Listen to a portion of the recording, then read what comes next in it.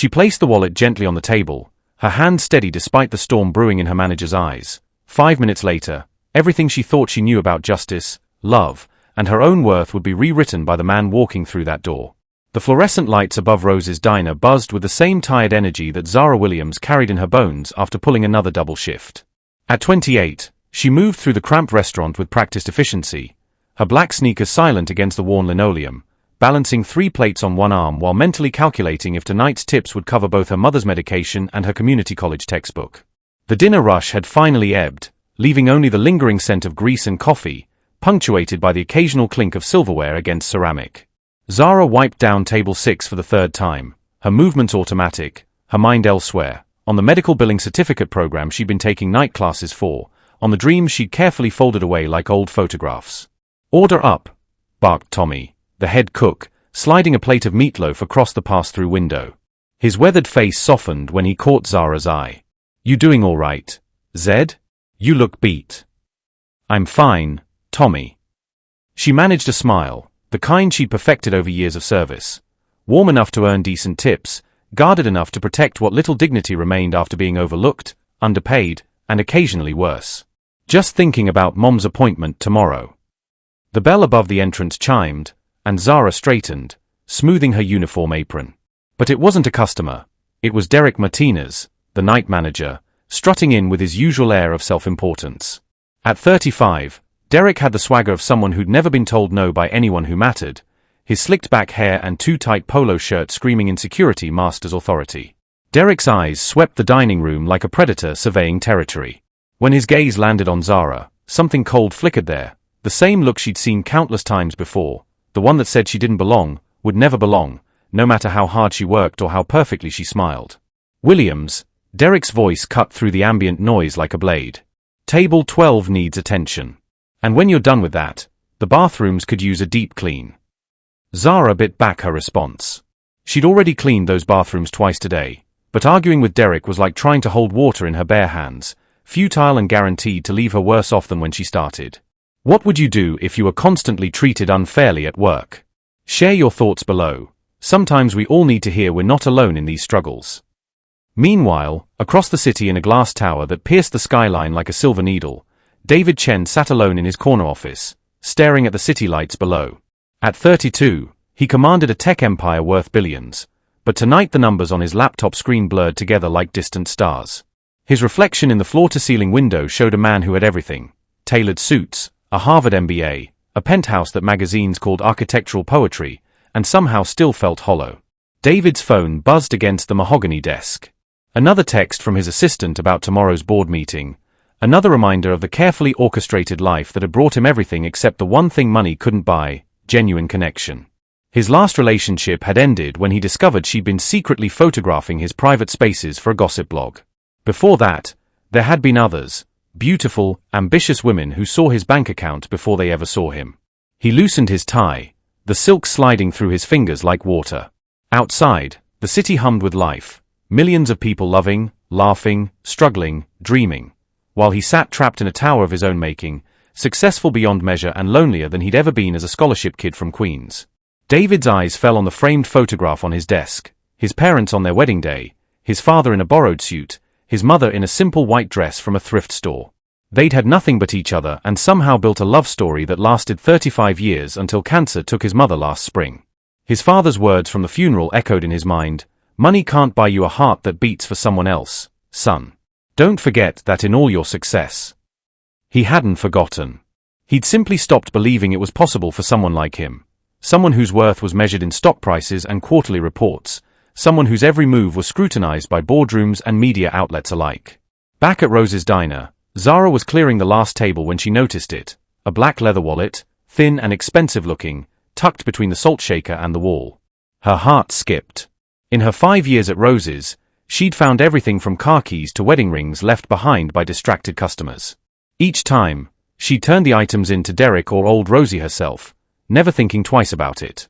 But Derek wasn't someone she trusted with anything valuable, and Rosie had gone home hours ago. Zara picked up the wallet, feeling the quality of the leather beneath her fingertips. It was the kind of wallet that cost more than she made in a month. Inside, she found a driver's license, David Chen, with an address in the most expensive part of the city, along with several credit cards and what looked like several $100s in cash. She could walk away. Pretend she never saw it. The money alone would solve her immediate problems, her mother's medical bills, her textbook, maybe even enough left over for a decent pair of work shoes that wouldn't leave her feet aching by the end of her shift.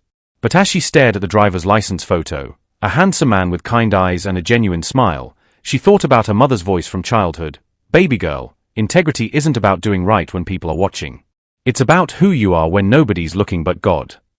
The choice wasn't really a choice at all. Zara tucked the wallet into her apron pocket and approached the hostess stand where Derek was counting the night's receipts, his thick fingers moving across the bills with practiced greed. The diner felt different now, smaller somehow, as if the walls were pressing in around her. The overhead lights seemed harsher, casting sharp shadows that made Derek's angular face look even more predatory. "Derek," she said softly, her voice barely audible over the hum of the ancient refrigeration units. "Someone left this at table 12. She placed the wallet on the scratched laminate counter between them, her hand lingering for just a moment before pulling away. The leather seemed to gleam under the fluorescent lights, its quality obvious even in the harsh artificial glow. Derek's eyes locked onto the wallet immediately, his pupils dilating slightly as he took in its obvious value. When he looked back at Zara, something had shifted in his expression, a hunger that made her skin crawl. "Well, well," Derek said, his voice taking on that oily tone she'd learned to fear. "Look what we have here." He picked up the wallet, turning it over in his hands like a jeweler examining a precious stone. "This is expensive stuff, Williams. Real expensive." "The ID says David Chen," Zara offered, trying to keep her voice steady. "Maybe we could call." "Call?" Derek's laugh was sharp, mirthless. "Oh, we're gonna call all right. We're gonna call the police." The words hit Zara like ice water. "What? Why would we?" "Because," Derek stepped closer, his cologne mixing with the lingering smell of fryer oil in a nauseating cocktail, "I just watched you take this wallet out of your apron pocket. Been watching you for the last 10 minutes, actually, wondering what you were up to back there. I found it at table 12. I was bringing it to you." Her voice cracked slightly, the injustice of it stealing her breath. Derek opened the wallet, his eyebrows raising theatrically as he counted the bills inside. $347. Plus these credit cards. He looked up at her with mock concern. "That's grand theft, Williams. That's jail time. You know that's not what happened." The words came out stronger than she felt, but her hands were trembling now, betraying her fear. "What I know," Derek said, his voice rising loud enough that Tommy poked his head out from the kitchen, concern creasing his weathered face, "is that I caught one of my employees with a customer's wallet full of cash. What I know is that people like you think you can just take whatever you want and play innocent when you get caught. People like you." The phrase hung in the air between them like a toxic cloud. Zara felt something break inside her chest. Not her heart, exactly, but something deeper. Her faith in fairness, maybe. Her belief that doing the right thing mattered. "Derek, please." Her voice was barely a whisper now. "You know me. I've worked here for 5 years. I've never." 5 years of casing the place, you mean? 5 years of watching, waiting for the right opportunity. Derek was enjoying this now. She could see it in the way his chest puffed out, the way his voice carried across the empty diner. "Tommy, come witness this." Tommy emerged from the kitchen fully, his lined face creased with confusion and growing anger. At 62, he'd worked in restaurants his entire life and had seen every kind of person pass through their doors. He looked from Derek to Zara, taking in her trembling hands, her wide eyes. "What's going on here?" Tommy's voice was carefully neutral, but Zara caught the protective edge underneath. "Caught Williams red-handed with a customer's wallet," Derek announced, holding up the leather billfold like evidence in a courtroom. $347 and credit cards. She had it hidden in her apron. "That's not, I found it and brought it to him immediately," Zara said, turning to Tommy with pleading eyes. "You know I would never." "What I know," Tommy said slowly, his gaze fixed on Derek, "is that Zara's been nothing but honest in all the time I've known her. Girl returned $20, I overpaid her just last week." Derek's jaw tightened. "Well, maybe you don't know her as well as you think you do, old man. Maybe none of us do." The accusation hung heavy in the recycled air of the diner. Zara felt the walls closing in, felt the weight of generations of suspicion and prejudice settling on her shoulders like a lead blanket. This was how it happened, she realized. This was how dreams died, not in grand gestures or dramatic moments, but in small, ugly encounters in fluorescent-lit diners where doing the right thing got you branded a criminal. "I'm calling the police," Derek announced, reaching for his phone. "And you're fired, Williams. Effective immediately. Security risk." "Derek, wait," Tommy started. "No." Derek's voice cut through the air like a whip. "This is my shift, my responsibility. I won't have thieves working under me." Zara untied her apron with numb fingers, the fabric heavy with the weight of failed dreams. Her community college textbook would have to wait. Her mother's medication, she couldn't think about that right now. She folded the apron carefully, her movements deliberate and dignified despite the chaos in her chest. "For what it's worth," she said quietly, looking Derek straight in the eye, "I hope someday you learn the difference between justice and cruelty." She turned toward the door, her vision blurring slightly. Behind her, she could hear Tommy arguing with Derek, his voice rising in defense of her character, but it felt distant now, like voices from another room. The evening air hit her face as she pushed through the glass door, cool and sharp with the promise of autumn. She had made it exactly 3 steps toward the bus stop when she heard the rumble of an expensive engine and the soft hiss of hydraulic brakes. A sleek black sedan pulled up to the curb, its paint job so perfect it seemed to absorb the streetlight rather than reflect it.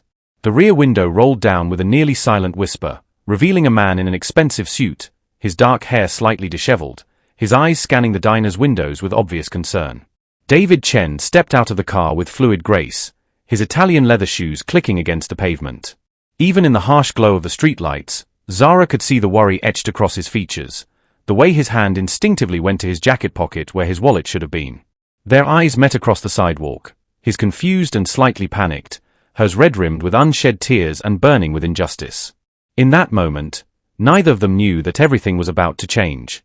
Neither of them knew that justice was about to walk through the door of Rose's diner in a $1,000 suit, carrying the power to rewrite both their stories in ways they couldn't yet imagine. David's brow furrowed as he took in Zara's appearance, the rumpled uniform, the defeated slump of her shoulders, the way she clutched her purse like a shield against the world. "Excuse me," he said, his voice gentle but urgent. "I think I might have left my wallet inside. Black leather, about this size." He held up his hands to demonstrate. Zara's breath caught in her throat. She looked back at the diner, where Derek was probably already spinning his story to the police, painting her as just another criminal who'd been caught in the act. "Yes," she whispered, the word barely audible above the distant traffic. "Yes, you did." And with those 3 words, the second act of both their lives was about to begin. David's relief was palpable as he moved toward the diner entrance, but Zara's voice stopped him cold. "Wait." The word came out sharper than she intended, heavy with exhaustion and something that might have been fear.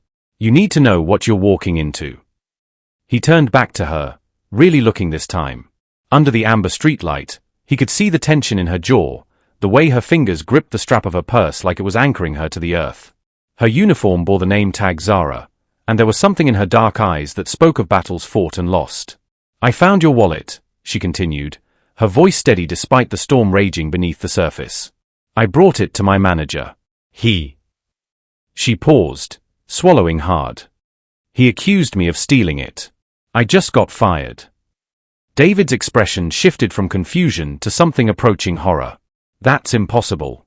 You're the one who. Doesn't matter what I did." Zara's laugh was bitter, hollow. "Matters what it looked like to him. What people like me always look like to people like him." The words hung between them, heavy with implication. David felt something twist in his chest, a recognition of a world he'd known existed but had never witnessed firsthand. His success had insulated him from these harsh realities, wrapped him in boardrooms and country clubs where discrimination was subtle, coded in language he'd learned to navigate but never experienced so brutally. "People like you," he repeated quietly.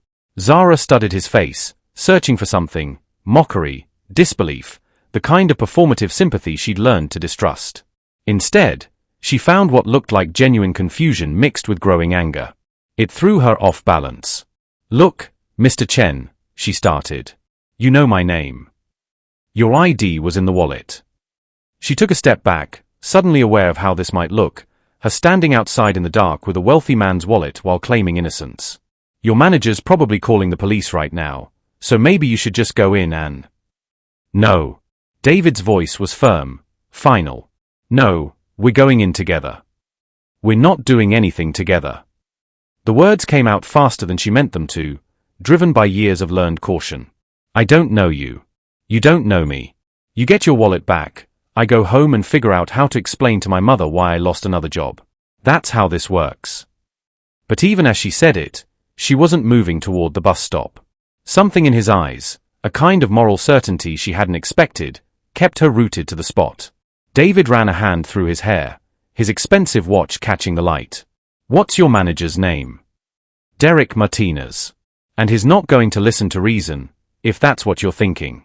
Men like Derek don't admit mistakes. They double down. Men like Derek, David repeated, testing the phrase. You seem to have a lot of categories for people. There was no judgment in his voice, just curiosity, but Zara bristled anyway. You live long enough getting sorted into categories yourself, you learn to recognize the sorting. Inside the diner, they could see Derek pacing behind the counter, his phone pressed to his ear. Tommy was nowhere to be seen, probably back in the kitchen, staying out of the drama. Through the windows, the scene looked almost theatrical under the harsh fluorescent lights. He's talking to the police, Zara observed, her voice hollow, telling them about the dangerous criminal who tried to steal from a customer.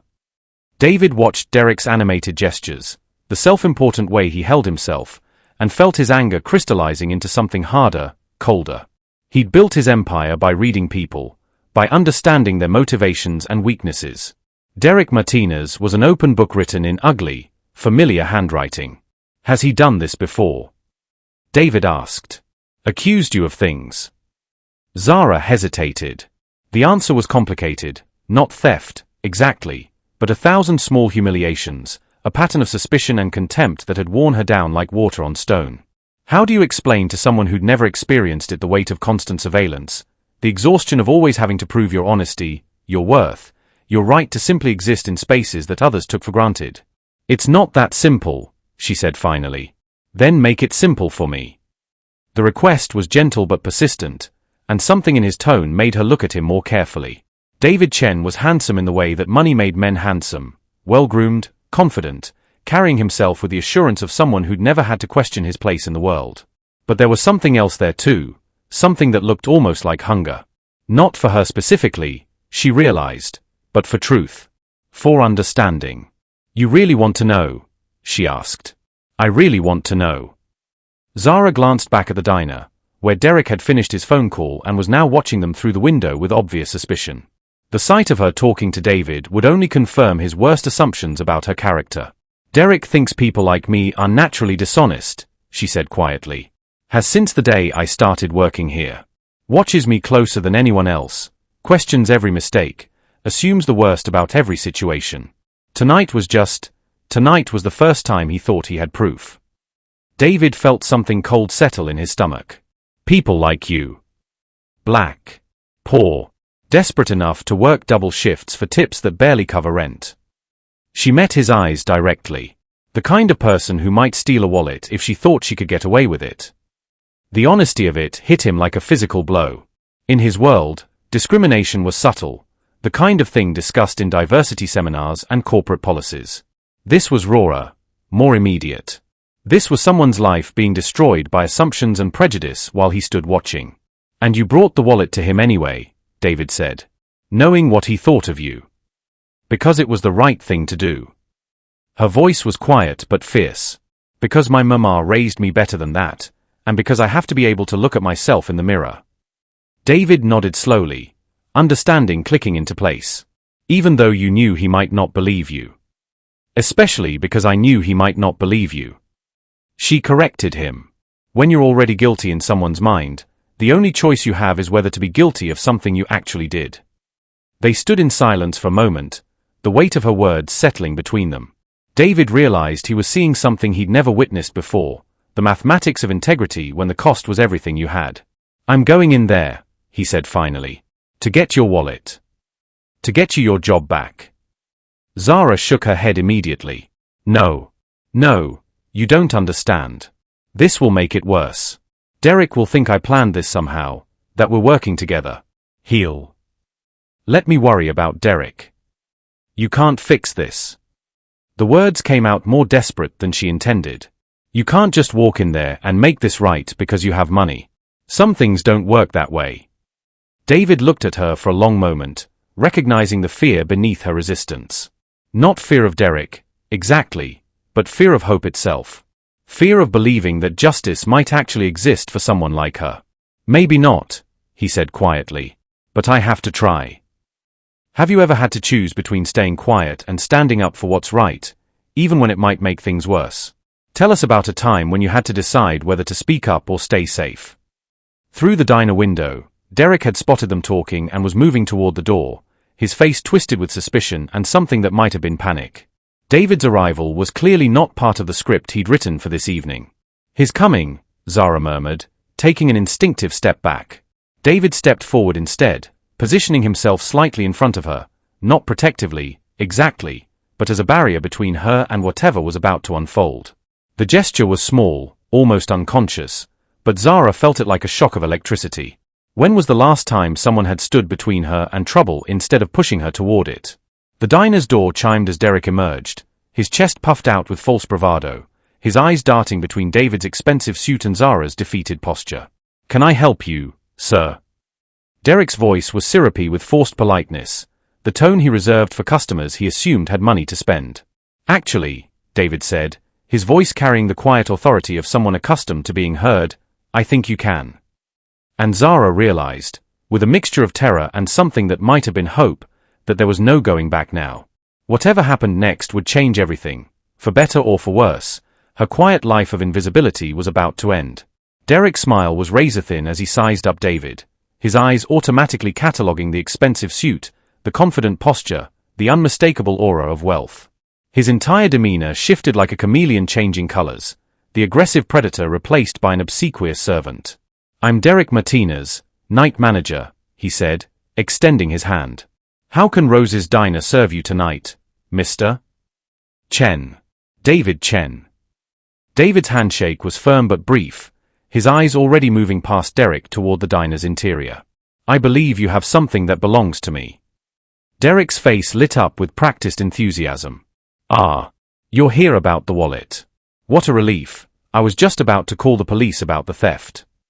"The theft?" David's voice remained level, but Zara caught the subtle sharpening around his eyes. "Terrible business," Derek continued, his voice taking on the conspiratorial tone of someone sharing gossip. "Caught one of my employees red-handed with your wallet. Had it hidden in her apron. Can you believe that? Thank God I was watching, or who knows what might have happened to your money." David glanced at Zara, who had gone very still beside him. Her face was a mask of controlled emotion, but he could see the tension in her shoulders, the way her hands had unconsciously formed fists at her sides. "Hidden in her apron," David repeated slowly. "That's right. Bold as brass, she was. These people, they think they're entitled to." Derek caught himself, his eyes flicking nervously to Zara. "Well, you know how it is with employee theft. It's an epidemic in the service industry." The pause where Derek had almost revealed his true thoughts hung in the air like a toxic cloud. David felt something cold and sharp crystallize in his chest, not just anger, but disgust. He'd encountered Derek's type before in boardrooms and business meetings, people who smiled to your face while harboring rot in their hearts. "I see," David said carefully. "And where is this employee now?" "Fired her immediately, of course. Can't have criminals on the payroll. She's probably long gone by now. They usually run when they get caught." "Actually," Zara spoke for the first time since Derek had emerged, her voice steady despite the tremor David could hear underneath. "I'm right here." Derek's face flushed red as he spun to face her. "What are you still doing here? I told you to leave." "I was trying to leave," Zara replied evenly. "But Mr. Chen arrived, and I thought he might want to know what actually happened." "What actually happened," Derek sputtered, "is that you stole from a customer and got caught." "What actually happened," David interjected, his voice cutting through Derek's bluster like a blade, "is that Ms. Williams," Zara supplied quietly. "Ms. Williams found my wallet and brought it to you immediately. Isn't that right, Ms. Williams?" Derek's eyes darted between them, confusion and growing panic flickering across his features. Now wait just a minute. How do you know what she did? Were you two working together? Is this some kind of... I know, David said, his voice dangerously quiet, because she just told me. Outside. Where she was explaining why she'd been fired for doing exactly what any honest person would do. The color drained from Derek's face. She's lying. Obviously she's lying. Why would you believe her over me? David stepped closer to Derek, not threateningly, but with the presence of someone accustomed to commanding rooms full of powerful people. Why would she lie about something that makes her look bad? If she were going to lie, don't you think she'd come up with a story that didn't involve her getting fired? Derek's mouth opened and closed like a fish gasping for air. Here's what I think happened, David continued, his voice still calm but carrying an undertone of steel. I think Ms. Williams found my wallet, brought it to you immediately, and you saw an opportunity. Maybe you figured you could pocket the cash yourself and blame her. Maybe you just saw a chance to flex your power over someone you thought couldn't fight back. Either way, you decided to destroy someone's livelihood rather than simply say thank you. That's not, I would never. Derek was backing toward the diner now, his bravado crumbling like wet cardboard. Wouldn't you? David's question was surgical in its precision. Because from where I'm standing, it looks like you just tried to convince me that the woman who returned my wallet was the same woman who stole it. That's either incompetence or malice. Derek. Which is it? Tommy had emerged from the kitchen during the confrontation, drawn by the raised voices. He stood in the doorway, his weathered face grim as he took in the scene. Derek backed against the diner's entrance, David radiating controlled fury, and Zara standing slightly apart, watching it all unfold with the expression of someone who'd learned not to hope for justice. Everything all right out here? Tommy asked, though his tone suggested he already knew the answer. Just fine, Derek said quickly. Just a misunderstanding. Mr. Chen, if you'll just come inside, I'll get your wallet for you and we can. Oh, we're all going inside, David said. Ms. Williams, Tommy, I assume you're Tommy. I'd like all of you to hear what I have to say.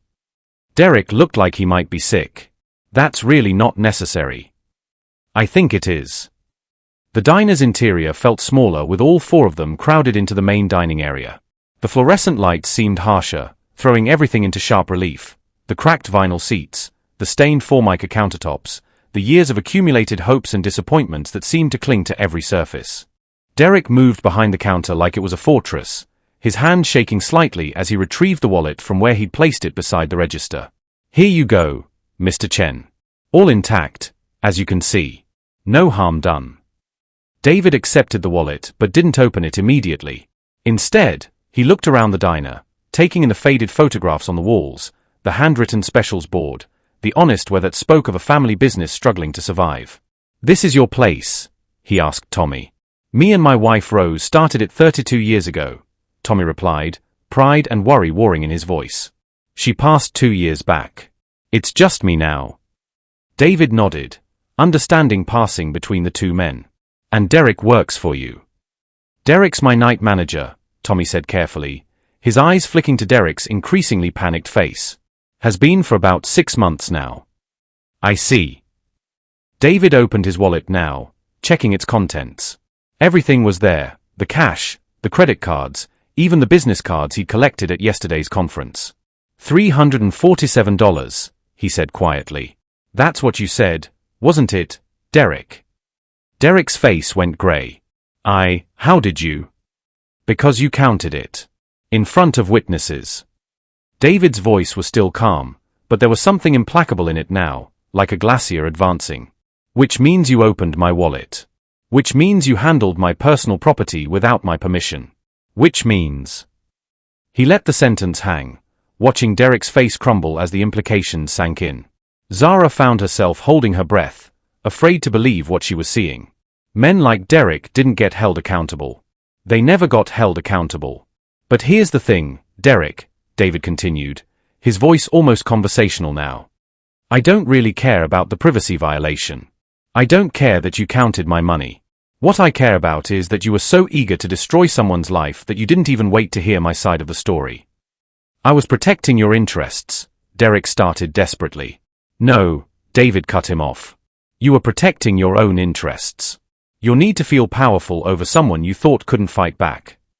Tommy was watching this exchange with growing understanding and barely contained anger. Derek, he said slowly, did you fire Zara for returning a customer's wallet? She had it hidden, Derek began. Did you fire Zara for returning a customer's wallet? Tommy repeated, his voice harder now. Derek's silence was answer enough. We've all seen situations where someone in power abuses it. What do you think should happen to people who destroy others' livelihoods out of prejudice? Share your thoughts on accountability below. Tommy turned to Zara, his face heavy with regret. Zara, honey, I am so sorry. If I had known. You couldn't have known, Zara said quietly, but there was something different in her voice now. Something that hadn't been there an hour ago. Hope, maybe. Or just the absence of defeat.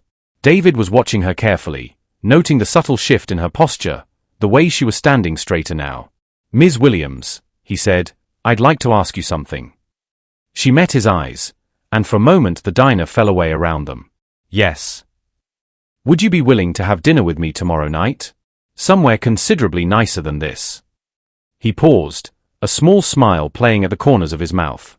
I feel like I owe you more than just an apology. I owe you a proper thank you. The request hung in the air between them, loaded with possibility and danger in equal measure. Zara felt her heart skip, but also felt the familiar voice of caution whispering in her ear. Men like David Chen didn't date women like her. They thanked them, maybe compensated them, then went back to their real lives. I don't think that's necessary, she said carefully. Maybe not necessary, David agreed. But I'd like to. If you're willing. Before Zara could respond, Derek made one last desperate play for control. Now just wait a minute, he said, his voice rising with panic. You can't just waltz in here and... Actually, Tommy interrupted, his voice carrying the authority of 32 years of business ownership. Derek, you're fired. Effective immediately. You can't fire me. Derek sputtered. I was protecting the business. I was. You were about to get me sued, Tommy replied grimly. Wrongful termination, discrimination, maybe criminal charges depending on what lies you told the police. Get your things and get out.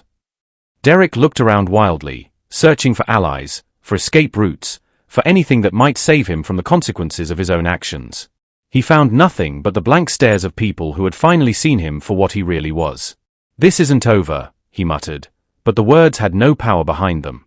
He was already reaching for his jacket, already backing toward the door, already becoming just another story they'd tell about the night Justice actually showed up at Rose's diner.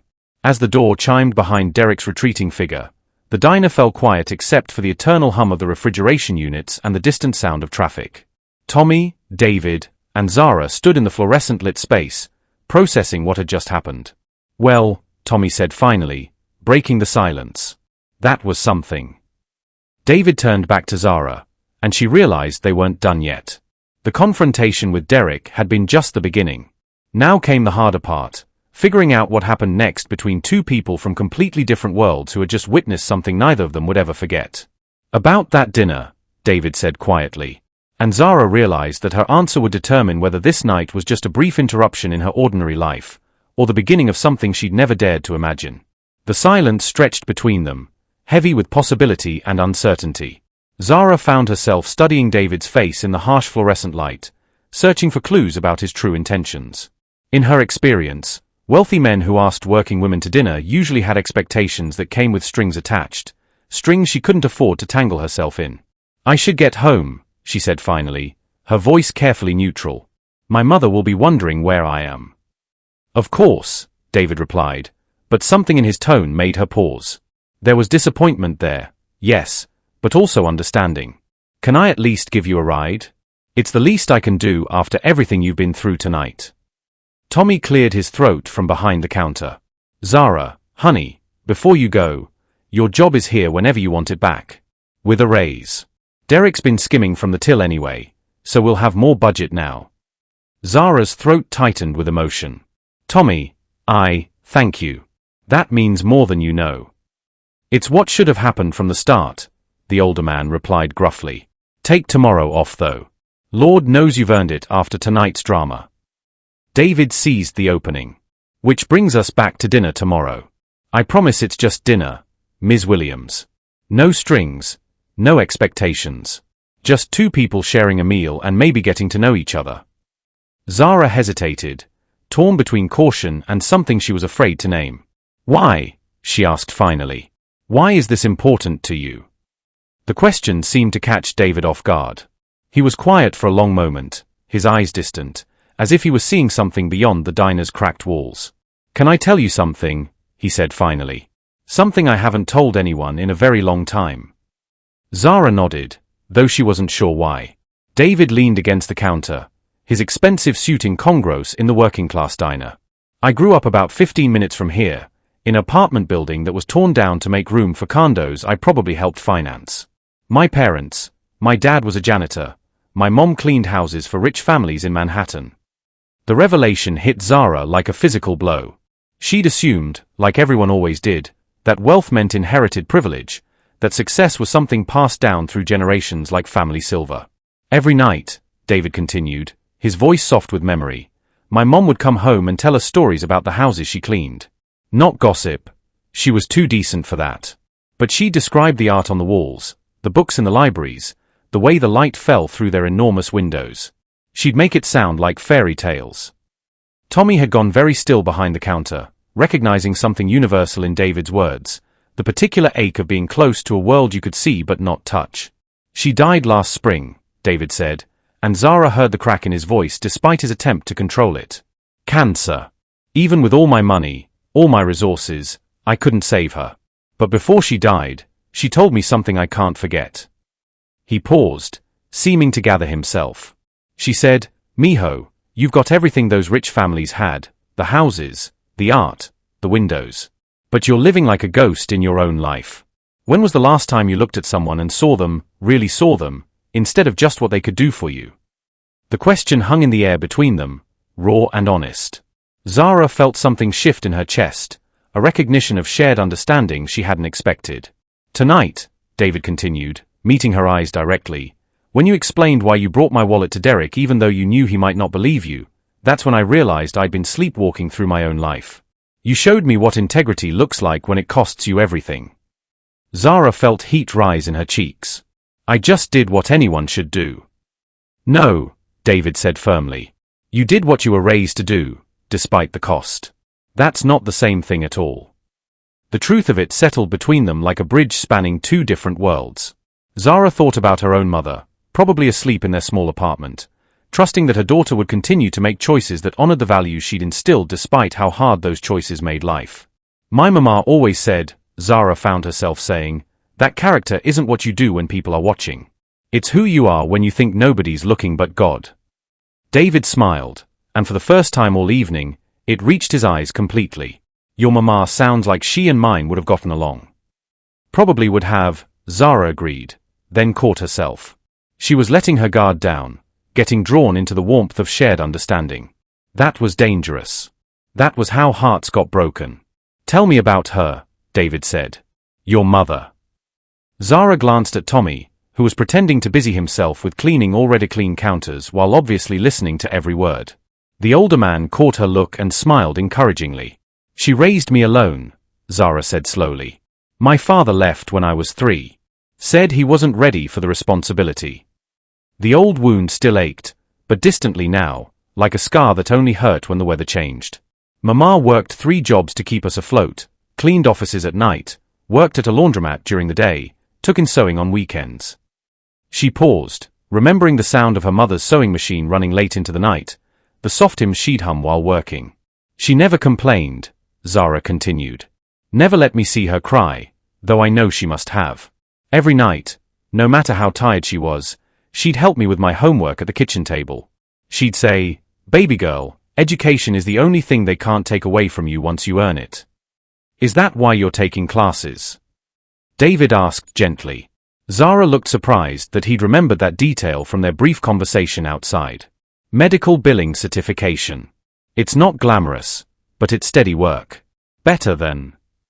She gestured around the diner. Better than this. I didn't mean, Tommy's been good to me. This place has been good to me.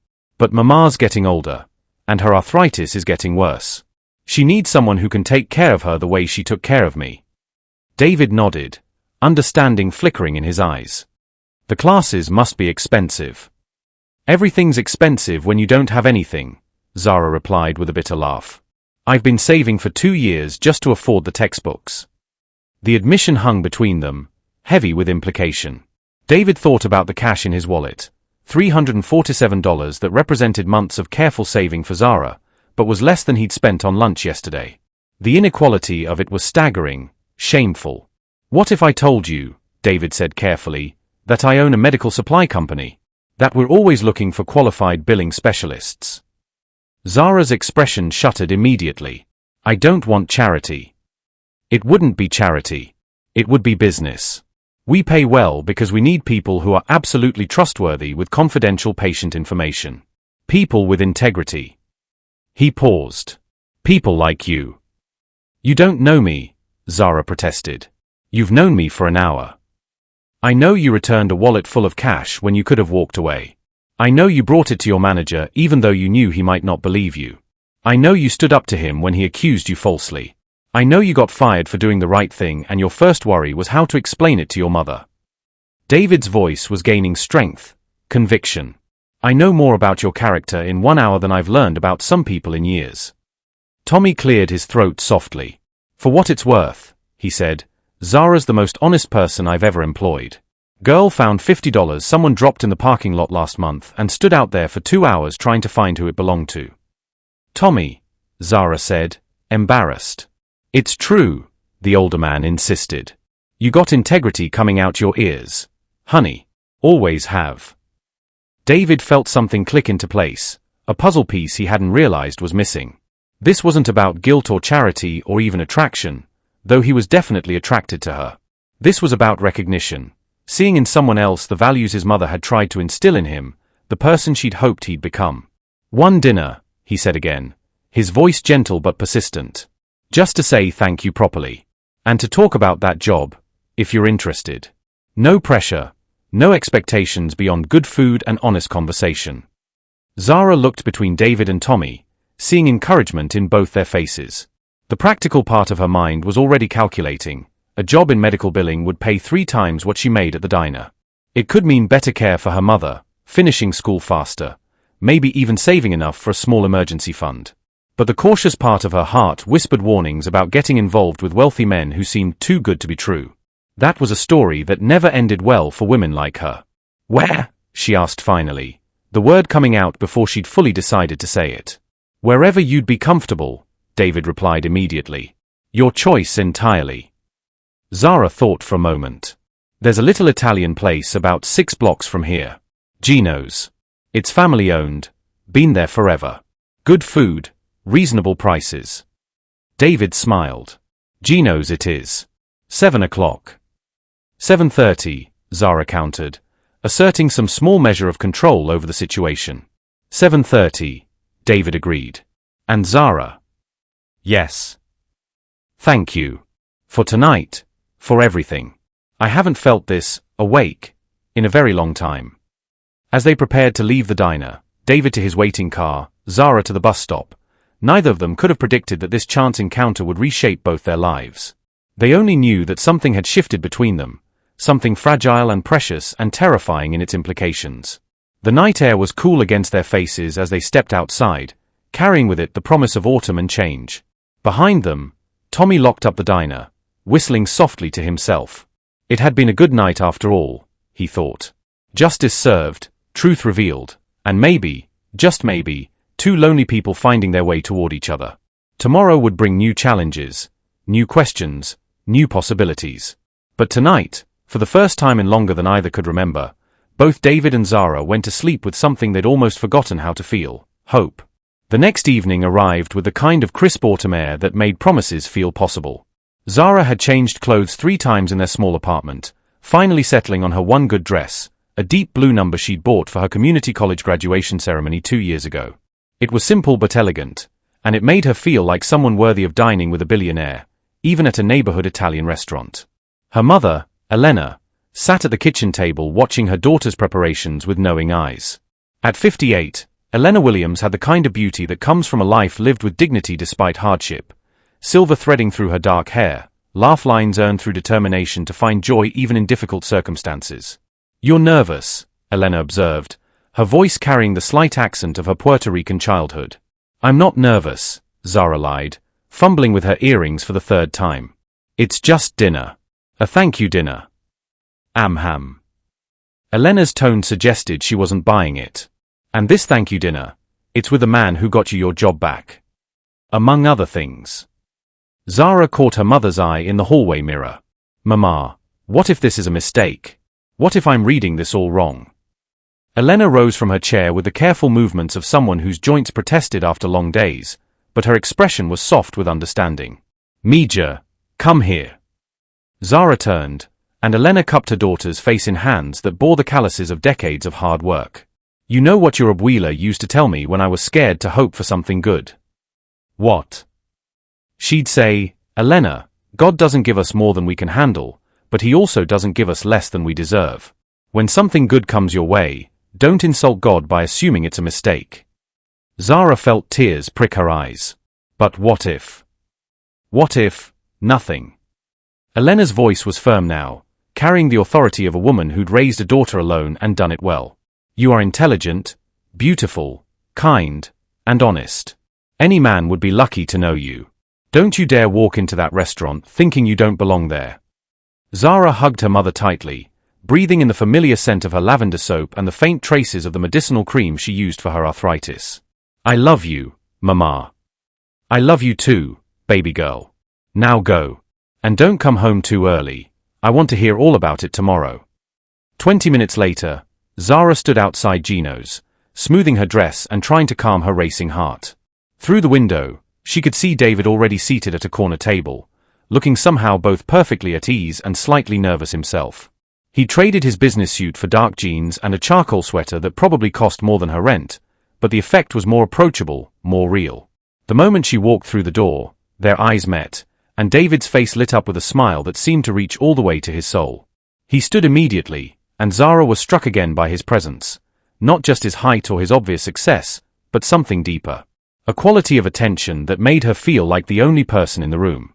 You look beautiful, he said as she approached, and the simple honesty of it made her cheeks warm. Thank you, she replied, allowing him to pull out her chair. You clean up pretty well yourself. The restaurant was exactly as she described, family-owned, comfortable, filled with the kind of warmth that came from 3 generations of Italians treating every customer like extended family. The walls were covered with photographs spanning decades. The tables were mismatched but polished to a shine, and the air was rich with the scent of garlic and fresh herbs. This place is perfect, David said, looking around with genuine appreciation. How long have you been coming here? Since I was a kid. Mama and I used to come here on special occasions, my birthday, when I made honor roll, that sort of thing. Mr. Gino always remembered our order. Zara's expression softened with memory. When Mama was working 3 jobs and I was doing homework at that table by the window most nights, Mrs. Gino would bring me hot chocolate and tell me stories about Italy. David followed her gaze to the small table by the window, picturing a younger Zara bent over textbooks while the restaurant bustled around her. The image stirred something protective in his chest. They helped raise you, he observed. Half the neighborhood helped raise me, Zara replied with a smile. Mama always said it takes a village, and we had a good village. As if summoned by her words, an elderly man with kind eyes and flour-dusted hands appeared at their table. Zara. Bella M.A. Where have you been? We haven't seen you in months. Mr. Gino. Zara stood to embrace the old man, her face lighting up with genuine affection. I've been working doubles at the diner, trying to save money for school. Always working, this one, Gino said to David with paternal pride. Since she was small, always studying, always trying to make her mama proud. And you must be the young man she mentioned on the phone. David rose to shake Gino's hand, noting the way the older man's eyes assessed him with the protective instincts of a surrogate father. David Chen. Thank you for accommodating us on such short notice. Any friend of Zara's, Gino said simply. Now, you let me take care of dinner tonight. I make you something special, yes. After Gino disappeared back into the kitchen with promises of culinary magic, David and Zara settled into their seats, the initial nervousness giving way to something more comfortable. He seems to think highly of you, David observed. The Ginos are good people. When Mama got sick a few years ago, just a bad flu, but she couldn't work for 2 weeks, they sent food home with me every night. Wouldn't take no for an answer. And when you tried to pay them back? Zara's smile was rueful.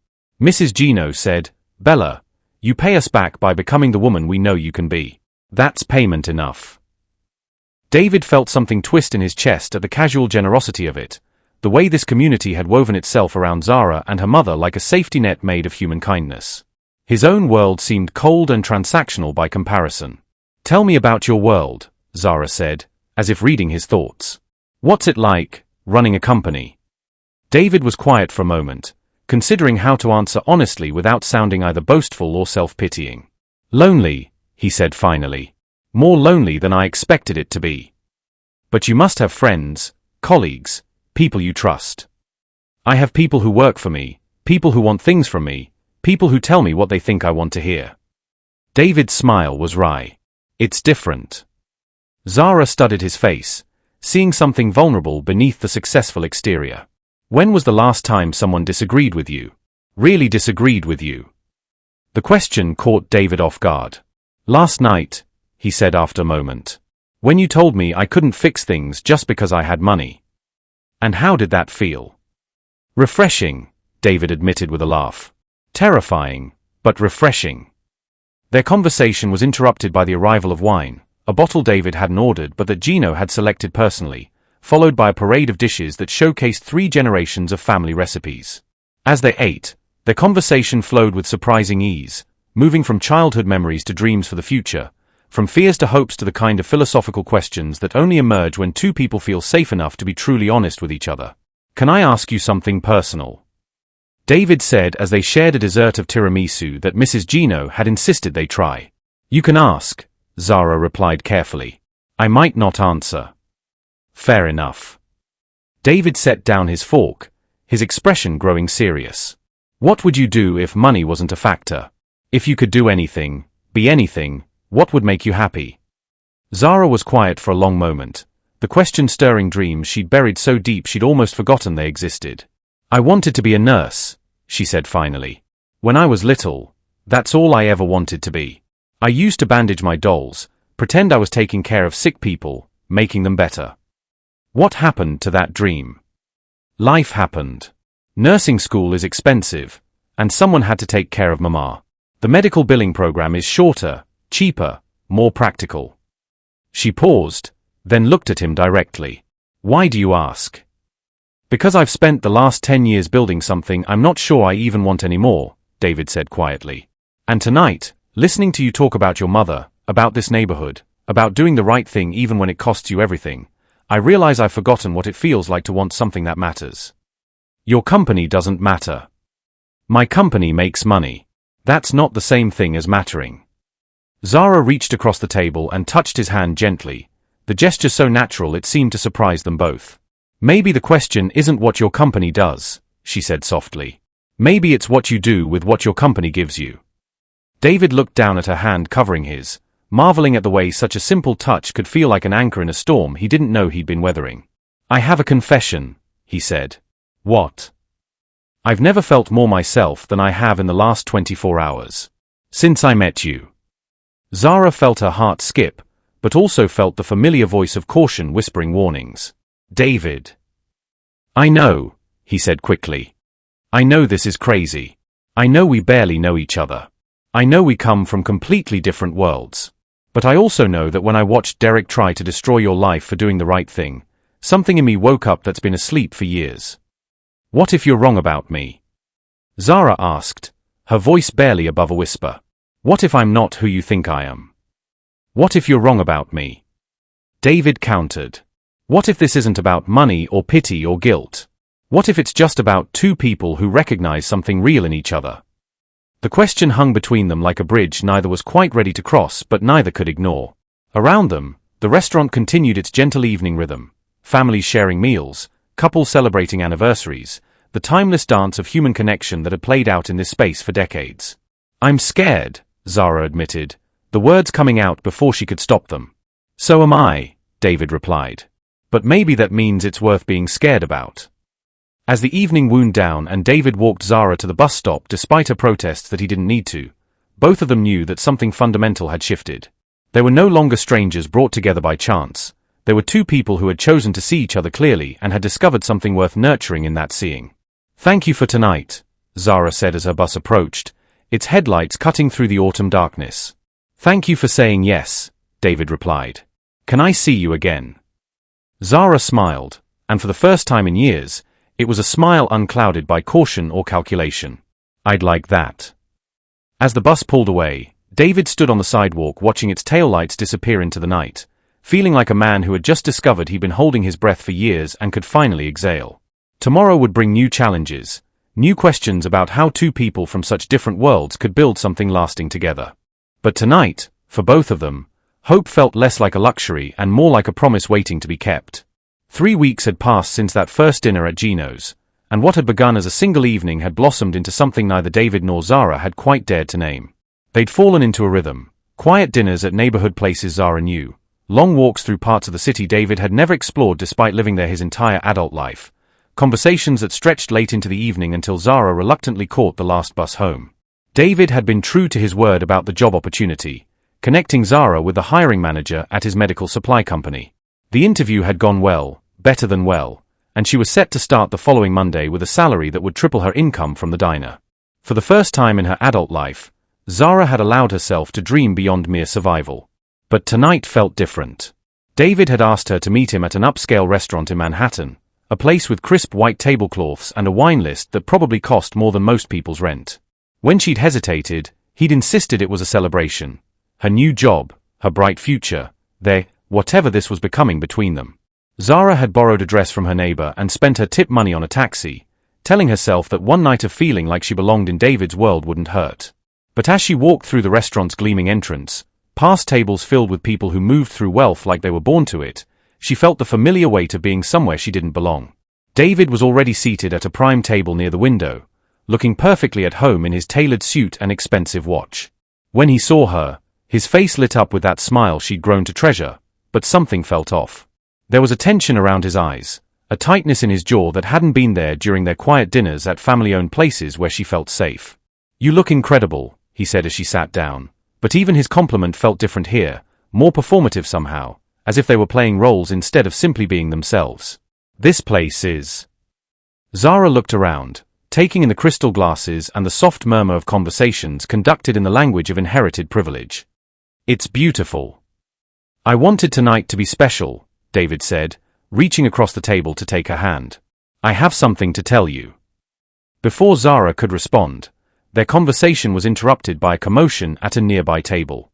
A woman's voice, sharp with alcohol and entitled indignation, cut through the restaurant's refined atmosphere.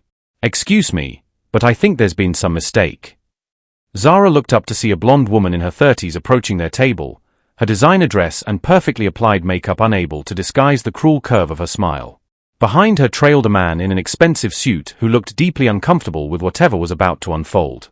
"Vivian," David's voice was carefully neutral, but Zara caught the way his hand tightened around hers. "I didn't know you'd be here tonight." Obviously, Vivian's eyes flicked to Zara with the kind of dismissive assessment that stripped away dignity in a single glance. "I can see you're branching out in your social circle these days." The insult was delivered with surgical precision, wrapped in enough politeness to maintain plausible deniability while ensuring its target felt every inch of the blade. Zara felt heat rise in her cheeks, but she kept her expression carefully neutral. "Vivian, this is Zara Williams," David said, his voice carrying a warning edge. "Zara, this is Vivian Ashworth. We used to know each other." "Oh, we did more than know each other," Vivian laughed, the sound like breaking glass. "We were engaged for 2 years, darling. I'm sure you remember. It was in all the society pages." Zara felt the world tilt slightly. David had mentioned past relationships in vague terms, but the word engaged hit her like a physical blow. She looked at David, searching his face for some explanation, some context that would make this make sense. "That was a long time ago," David said quietly, not meeting Zara's eyes. "Not that long," Vivian corrected with poisonous sweetness. "What's it been? 8 months since you called it off. I have to say, your taste has certainly evolved since then." The man with Vivian, her date, presumably, tugged at her arm. Viv, maybe we should just. No, Richard, I think this is fascinating. Vivian shook him off, her attention laser-focused on the tableau before her. David, I have to ask, is this some kind of charity case? Are you having one of your guilt phases about growing up poor? Because honestly, darling, there are more appropriate ways to give back to the community. The words hit their target with devastating accuracy. Every fear Zara had harbored about this relationship, every doubt she'd pushed aside, came rushing back in a torrent of shame and humiliation. She was charity. She was a guilt phase. She was David's way of assuaging his conscience about his privileged life. That's enough. David's voice was low and dangerous, but the damage was already done. Is it though? Vivian's smile widened. I mean, look at her, David. She's lovely, I'm sure, in a very authentic way. But let's be realistic about what this is. You're a billionaire tech mogul. She's a waitress from Queens. This isn't Pretty Woman, darling, this is real life, and real life has consequences. Zara found her voice, though it came out smaller than she intended. I think I should go. Zara, no, David reached for her hand, but she was already standing, her chair scraping against the polished floor. Please don't, she said quietly, her dignity intact despite the tears threatening to spill over.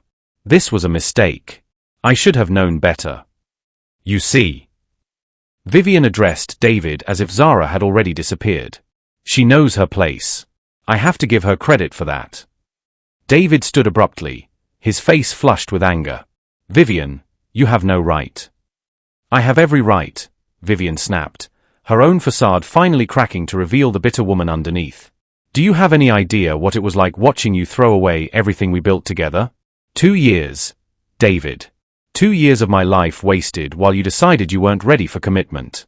And now, 8 months later, you're playing house with some girl you picked up at a diner. It's not like that, David said, but his words felt hollow even to him.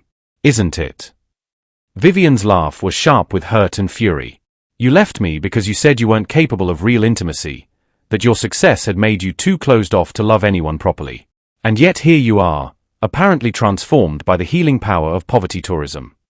Each word was a scalpel cutting deeper, exposing the infected wounds of David's past while simultaneously destroying any chance Zara might have had of believing their relationship was real. Zara had heard enough.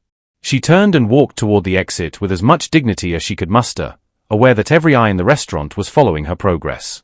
Behind her, she could hear David calling her name, but she didn't turn around. Couldn't turn around. The cool night air hit her face like a slap as she emerged onto the sidewalk, but it couldn't wash away the burning shame that consumed her. She'd been such a fool. Such a naive, hopeful fool to think that someone like David Chen could see past her circumstances to who she really was. Zara, wait. David's voice came from behind her, breathless from chasing her down the street. She turned to face him, and he was struck by the way the streetlight illuminated the tears on her cheeks, the way her composure was holding by the thinnest of threads. Is it true? She asked quietly. Were you engaged to her? David's hesitation was answer enough, but he tried anyway. Yes, but 8 months ago. Zara, it's not what you think. What I think, Zara said, her voice gaining strength from anger, is that I've been exactly what she said I was. A charity case. A way for you to feel better about your privileged life. A guilt phase. That's not true, David said desperately. What we have is real. Is it? Zara's voice cracked. Because from where I'm standing, it looks like you met a poor black girl who did you a favor, and you decided she'd make an interesting project. A way to prove to yourself that you're still the good guy despite all your money. You're wrong, David said, reaching for her again. You have to know you're wrong. Do I? Zara stepped back, putting distance between them. Tell me something, David. In all these weeks we've been seeing each other, have you introduced me to anyone from your world? Your friends? Your colleagues? Anyone? David's silence was damning. Have you taken me anywhere that your ex-fiancé might see us? Anywhere that matters in your real life? I was trying to protect you, David started. From what? From your real life? From the world you actually live in? Zara's laugh was bitter. Or were you protecting yourself from having to explain what you were doing with someone like me? That's not fair. Fair. Zara's composure finally cracked. Fair would have been you telling me about Vivian before I had to hear it from her in front of a restaurant full of people. Fair would have been you being honest about what this was instead of letting me believe it was something it could never be. David felt everything he'd built with Zara crumbling around him, and he was powerless to stop it. Every word she spoke was a truth he'd been too cowardly to face, every accusation a wound he'd inflicted through his own willful blindness. "I love you," he said desperately, the words coming out like a prayer. Zara's face crumpled for just a moment before hardening into something that looked like pity. "No, you don't. You love the idea of me. You love the way I make you feel about yourself. But you don't love me enough to fight for me when it matters. You don't love me enough to be proud of me in front of people who matter to you. Zara, please. Don't," she said firmly. "Don't make this harder than it already is. We both know this was never going to work. People like us, we don't get fairy tale endings." She turned and walked away, leaving David standing alone on the sidewalk with the wreckage of his own making scattered around him. He wanted to chase after her, wanted to fight for what they'd built together, but Vivian's words echoed in his head alongside Zara's accusations, and he realized with devastating clarity that maybe they were both right. Maybe he had been using Zara to fill a void in his own life without considering the cost to hers. Maybe he had been too cowardly to integrate her into his world because some part of him had always known it wouldn't last. Maybe the love he felt for her was real, but not strong enough to overcome the barriers he'd been too privileged to see clearly. As Zara's figure disappeared into the crowd, David Chen, billionaire, successful entrepreneur, master of his universe, had never felt more powerless or alone. He'd had everything he thought he wanted, and he'd thrown it away because he'd been too afraid to fight for something that mattered more than money or status or the approval of people who would never truly know him. The worst part wasn't that he'd lost her. The worst part was that she was probably right to leave. David stood motionless on the sidewalk for what felt like hours but was probably only minutes, watching the spot where Zara had disappeared into the crowd.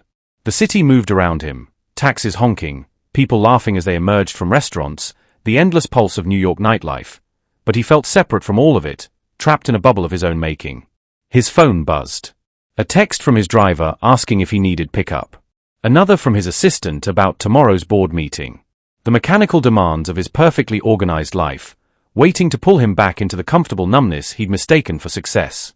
Instead of responding, David found himself walking.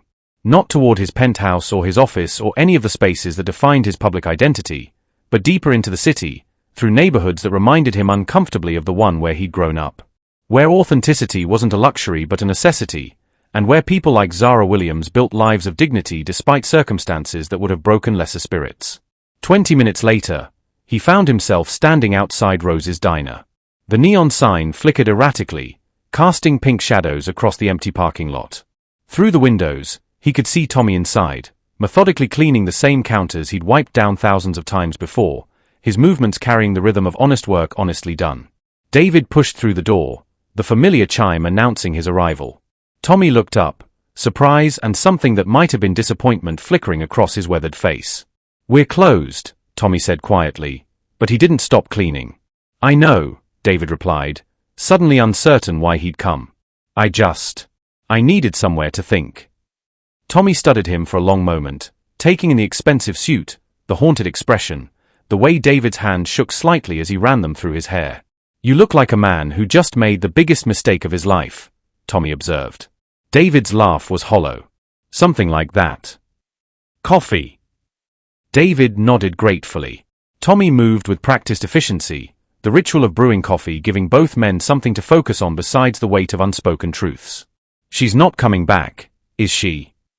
David said finally, accepting the steaming mug with hands that still weren't quite steady. "That depends," Tommy replied, settling onto a stool across the counter from David. "On whether you're the man she thought you were, or the man you've been pretending to be." The words hit harder than any accusation Vivian had hurled. "What's the difference? The man she thought you were would be fighting for her right now instead of sitting in a diner feeling sorry for himself." David flinched. "You don't understand the situation." "Don't I?" Tommy's voice was sharp with decades of accumulated wisdom. "Boy, I've been watching people make excuses for not doing the right thing for 62 years. I know what cowardice looks like, even when it's wearing a $1,000 suit. It's not that simple. There are complications, social differences, Expectations. Whose expectations? Tommy interrupted. Yours? Or people who don't give a damn about your happiness? David stared into his coffee, seeing his own reflection distorted in the dark surface. She thinks I was using her. That she was just some kind of charity case to make me feel better about my privileged life. Were you? The question hung in the air like a challenge. David wanted to deny it immediately, but Tommy's steady gaze demanded honesty. Maybe at first, David admitted quietly. Maybe I was drawn to her because she represented something I thought I'd lost. Authenticity. Genuine goodness. But Tommy, what I feel for her now, it's real. It's the most real thing I've felt in years. And what are you doing about it? What can I do? She's right about everything. I never introduced her to my world because I was protecting myself, not her. I let that woman tonight humiliate her because I was too shocked to react fast enough. I failed her when she needed me most. Tommy was quiet for a long moment, his gnarled fingers wrapped around his own coffee mug. When he spoke, his voice carried the weight of hard-earned experience. You know what the difference is between a good man and a great man. David looked up, waiting. A good man tries not to make mistakes. A great man owns his mistakes and fights to fix them, even when it's hard. Especially when it's hard. She won't even talk to me now. Did you try? David realized with shame that he hadn't. After watching Zara walk away, he'd stood on that sidewalk paralyzed by his own sense of failure instead of fighting for what mattered most. I don't know how, he admitted. I don't know how to fix this. Tommy smiled for the first time since David had entered the diner. Start with the truth. All of it. Then show her, don't tell her, show her, that she matters more than your fear. What if it's too late? What if it's not? David felt something shift in his chest, fear giving way to a different kind of terror, the kind that came with choosing to be vulnerable, to fight for something with no guarantee of winning. She starts her new job Monday, David said suddenly. The job you got her. That she earned. I just made the introduction. David's voice was gaining strength, conviction. She's going to be amazing at it. She's going to transform people's lives just by being exactly who she is. And you're going to what? Hide in your penthouse and pretend you never met her. David looked at Tommy, really looked at him. This man who had built something lasting and meaningful with his hands and his heart, who had loved his wife Rose for 32 years, who saw Zara's worth immediately and without question. No, David said quietly. No, I'm not. Then what are you going to do? David pulled out his phone, scrolling through his contacts until he found the number he needed. His hands were steadier now, purpose replacing paralysis. I'm going to tell the truth, he said, pressing dial. Starting with the people who matter most. The phone rang twice before a familiar voice answered. David? It's almost midnight. Is everything okay? Dad, David said, his voice thick with emotion he hadn't allowed himself to feel in months. I need to ask you something. When you knew Mom was the one, when you knew you wanted to spend your life with her, were you scared? There was a pause, and David could picture his father in the small apartment in Queens, probably sitting at the same kitchen table where David had done homework 25 years ago. Terrified, his father said softly. Your mother was out of my league in every way that mattered. Beautiful, smart, kind, she could have had anyone. I was just a janitor who'd fallen in love with a woman who deserved the world. But you fought for her anyway. I fought for her because I loved her. And because I realized that being worthy of someone isn't about what you have or what you can give them. It's about being brave enough to be completely honest about who you are and what you feel. David closed his eyes, hearing his mother's voice in his father's words. I think I found her, Dad. I found the woman I want to spend my life with. And I think I just lost her because I was too afraid to be honest. Then stop being afraid, son. You didn't get where you are by accepting defeat the first time something got difficult. This is different. This is the only thing that matters, his father interrupted gently. Everything else, the company, the money, the success, it's all just noise. Love is the only thing that's real. David felt tears he hadn't shed since his mother's funeral begin to blur his vision. What if she won't forgive me? Then at least you'll know you tried. But David? If she's the woman you say she is, if she's anything like your mother was, she's not going to make it easy for you. You're going to have to prove that you mean it. Not with money or grand gestures, but with consistency. With showing up, day after day, until she believes that you see her the way she deserves to be seen. After hanging up, David sat in the quiet diner with Tommy, both men lost in their own thoughts. Outside, the city continued its restless dance, but inside the fluorescent-lit space that had witnessed so much human drama, two men contemplated the difference between success and significance. "I have an idea," David said finally, "but I'm going to need help." Tommy raised an eyebrow. "What kind of help?" "The kind that comes from people who've known Zara longer than 3 weeks and love her enough to want her to be happy." Tommy's smile was slow but genuine. "I think I know some people who might be interested in that project." David felt hope stirring in his chest for the first time since Zara had walked away from him on that sidewalk. It wouldn't be easy. It might not work. But for the first time in his adult life, he was going to fight for something that couldn't be bought, sold, or negotiated in a boardroom. He was going to fight for love. The plan that began forming in his mind that night wasn't grand or dramatic.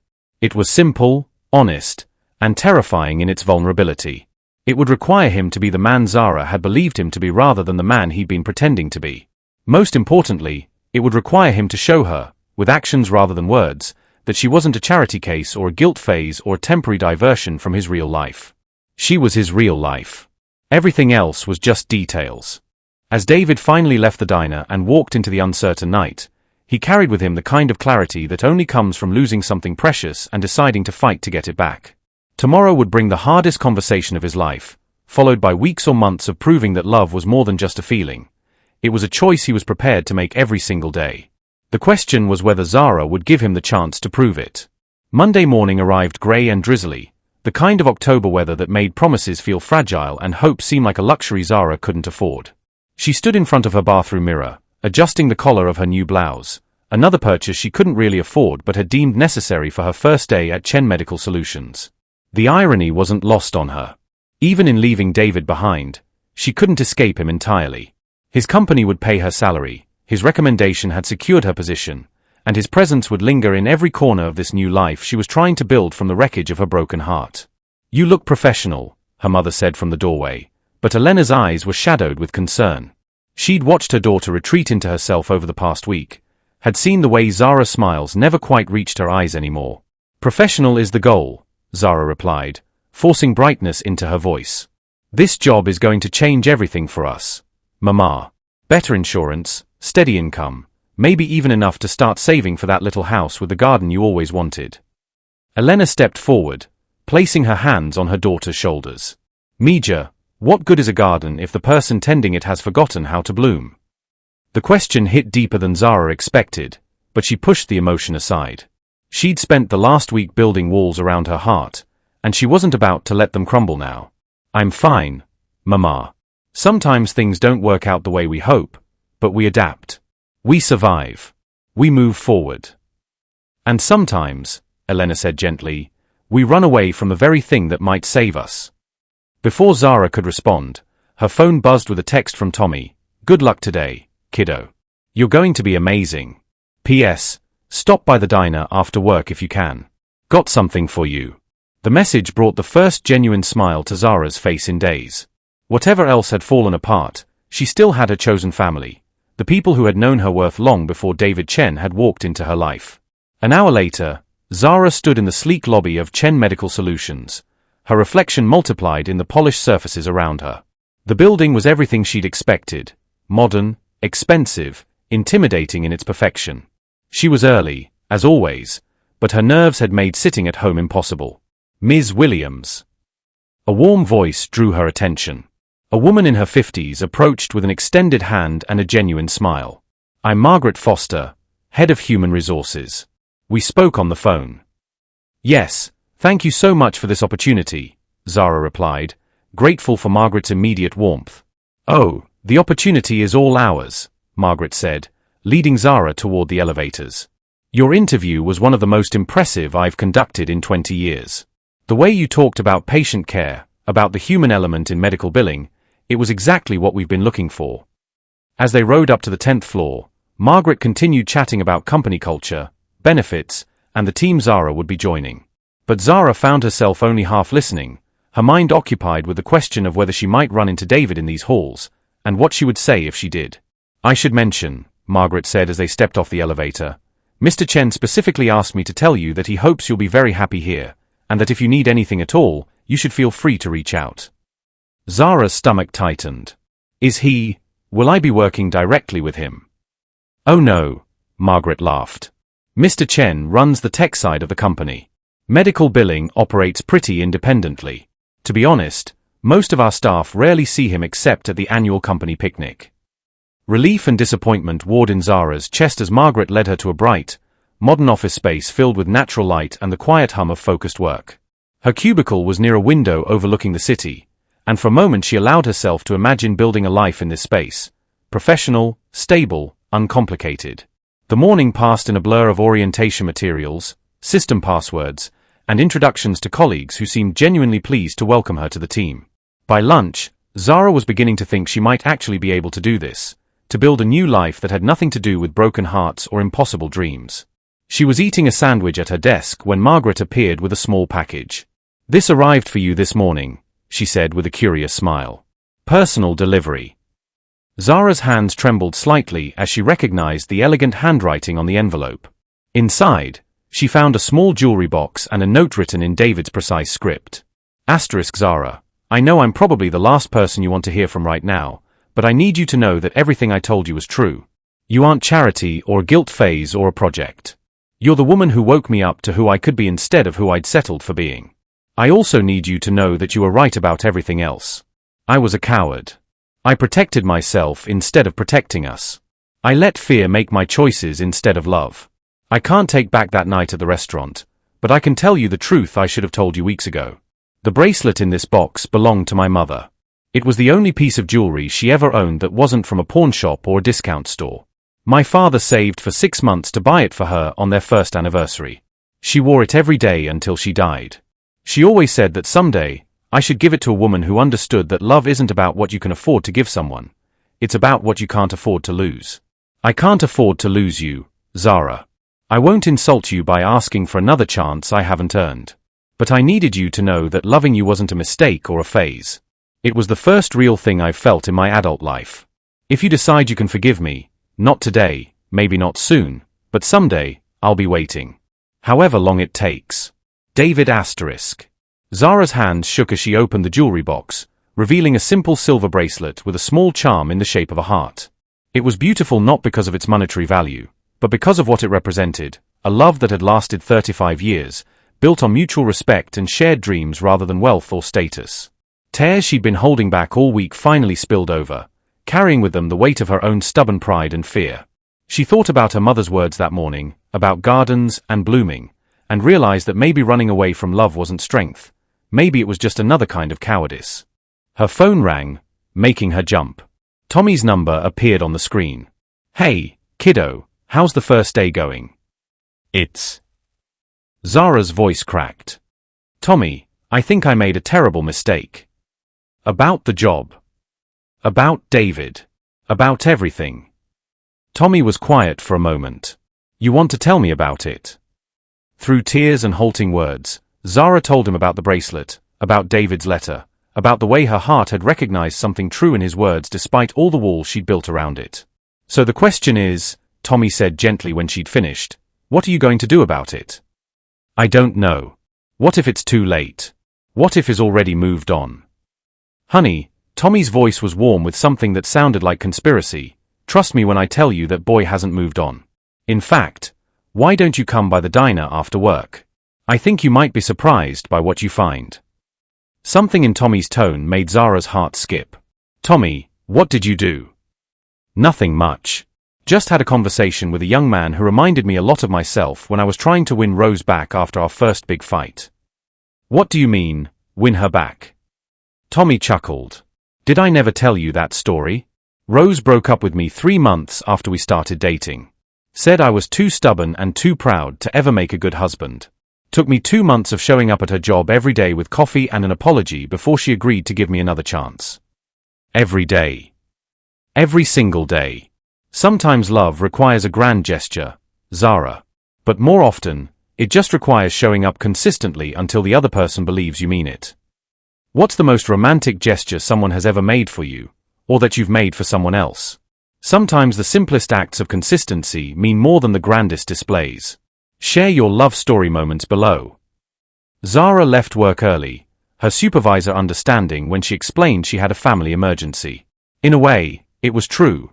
Her heart felt like it was in crisis, torn between the safety of solitude and the terrifying possibility of second chances. The late afternoon sun was breaking through the clouds as she approached Rose's diner, casting everything in golden light that made promises feel possible again.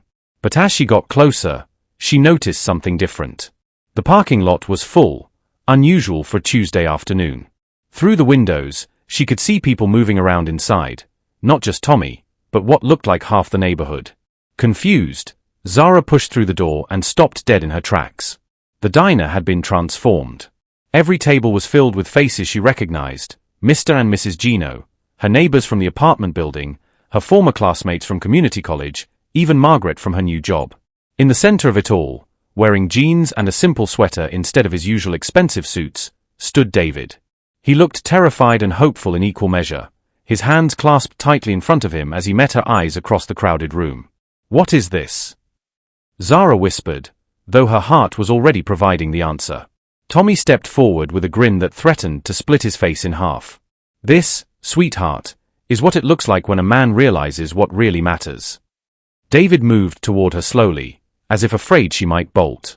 When he reached her, he spoke just loud enough for her to hear over the expectant silence of their audience. "You said I never introduced you to my world," he said quietly. "You were right. But that's because I was looking at it all wrong. This is my world, Zara. These people, your people, who love you and believe in you and want you to be happy. This is the only world that matters." He gestured around the room, and Zara saw the faces of her chosen family looking back at her with expressions of love and encouragement. "I spent the last week talking to everyone who matters to you," David continued. "I told them about us, about how I'd failed you, about how much I love you and how desperately I want the chance to prove it. And you know what they told me?" Zara shook her head, not trusting her voice. "They told me that you're worth fighting for. That love isn't about being perfect. It's about being willing to grow, to change, to become the person worthy of someone as extraordinary as you." His voice cracked slightly. "They also told me that if I ever hurt you again, Tommy has a very sharp knife and knows how to use it." Despite herself, Zara laughed, tears streaming down her face. David reached into his pocket and pulled out a small velvet box. "I know this is crazy. I know it's too soon. And I know I have a lot to prove. But Zara, I also know that I don't want to spend another day of my life without you in it." He dropped to one knee in the middle of Rose's diner, surrounded by the people who had helped shape the woman he loved, and opened the box to reveal a simple, elegant ring. "Zara Williams, will you marry me? Will you let me spend the rest of my life showing you that you're not my charity case or my redemption arc? You're my everything." The diner erupted in cheers and applause, but Zara heard none of it. Her world had narrowed to David's face, to the love shining in his eyes, to the promise of a future she'd never dared to imagine. "Yes," she whispered, then louder, "Yes." As David slipped the ring onto her finger, as their friends and family surrounded them with hugs and tears and laughter, Zara realized that her mother had been right. Sometimes the very thing that might save us is the thing we run away from out of fear. But sometimes, if we're very lucky, love follows us home and gives us a second chance to choose courage over fear, hope over safety, and the terrifying beauty of forever over the loneliness of self-protection. 6 months later, David and Zara were married in a small ceremony at Rose's diner, surrounded by the people who had witnessed their love story from the beginning. Tommy walked Zara down the aisle, Elena cried tears of joy, and even the Ginos provided the catering with their famous family recipes. David kept his promise. He showed up every day, in small ways and large ones, proving that love was indeed a choice he was prepared to make over and over again. He funded a scholarship program for working students at the local community college. He moved his office to the neighborhood, creating jobs for local residents. Most importantly, he built a life with Zara that honored both their worlds while creating something entirely new together. And sometimes, when they walked past the spot where they'd first met, Zara would grip David's hand a little tighter and whisper a quiet thank you to the universe for the lost wallet, the wrongful accusation, and the 5 minutes that changed everything. Because sometimes justice does show up when you least expect it, wearing an expensive suit and carrying the power to rewrite your entire life story. Sometimes love really does conquer all.